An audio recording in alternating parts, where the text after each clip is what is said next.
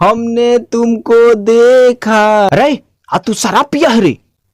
घर जा, आज तेरी पत्नी तेरे को छोड़ेगी नहीं। उहे पैसा दे लखियो का। हो आज पूरा घर साफ करवाई हमरा से।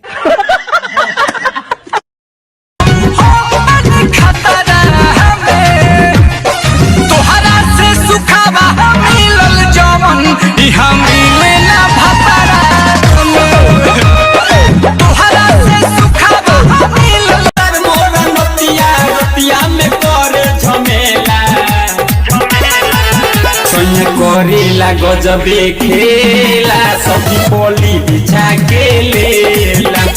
करेला गजबे खेला सखी पोली बिछा के लेला।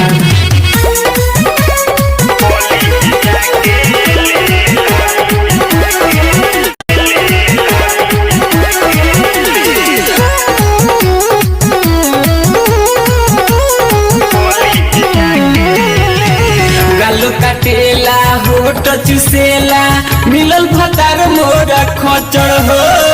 तुके जो बनावा बिगाड़ देला मनावा छोड़े न कवन कसर हो।